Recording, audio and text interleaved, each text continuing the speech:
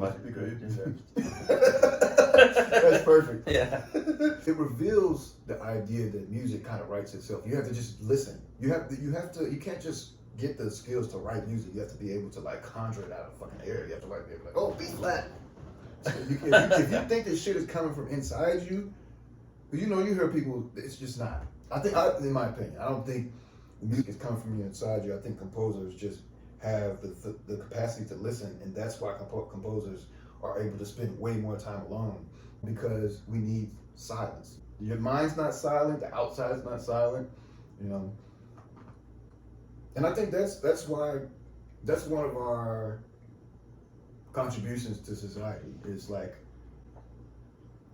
letting people know what silence can bring. If you go out into the middle of the woods somewhere and you start running around in circles, nothing's gonna come. But if you go there and you just sit there, you don't say anything, for like 30 minutes, 40 minutes, everything's gonna come out and start like, Okay, so this album was put together pretty quickly. I've known you for about 20 years now, right? We've been playing, you're probably the person I played with more than anybody else in my life. The lyrics that you wrote for this album, to me, sum up like the conversations we had the last 2 or 3 years. The first one I wrote to was the 7th one, right?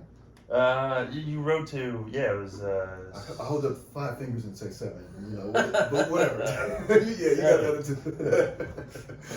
2. The interesting thing is that I almost saw that as a solo banjo piece.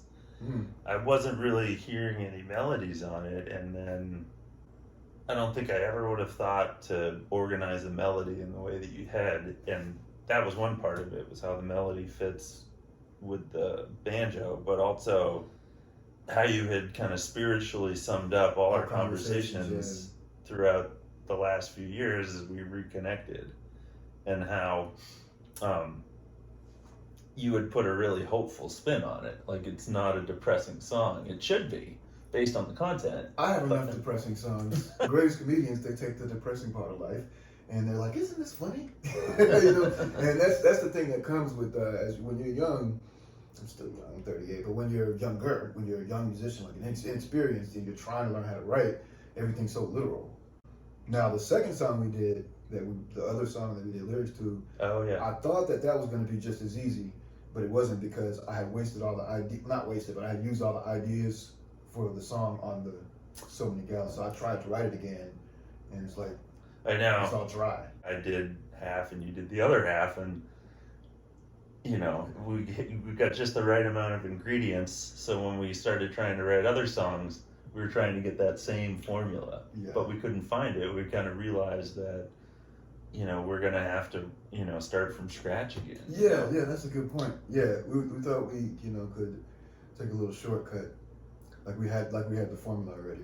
One of the other things that comes to mind about the record is that we've been trying to, you know, what music does this sound like? What listeners will be interested in listening to this?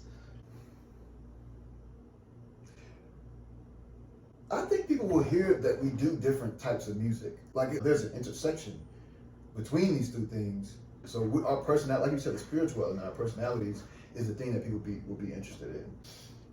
How do you approach it through the lens of musical form? So my approach to it is that the silence is the most important thing. Even if it's just 3 seconds of silence in the middle of the song, the whole sound part is sculpting the silence. I was able to create an interesting song form with that, where it's not, each section isn't the same length. Little mechanisms like that done right, which you did really good on that, make it really easy to write the song. I think that's what made it so easy to write the song. Like, so when I wrote those first lyrics within like a few times of hearing it. It just came because that first part, after the intro, the first part is so many gallons it pours and pours. There's a hole in my boat, but it's so close to shore. That's almost like a middle lyric. Like the song kind of picks up as if it's already, that there's a whole bunch of lyrics that are missing. It's like the middle of a song. And that's the way, and that's because that's the way the music said to me. The music sounded like, oh, this has been going on, and then it's gonna rise, and then it's gonna go to a different section. But there is no other section that goes before it, really. So it's like, yes, yes, yeah.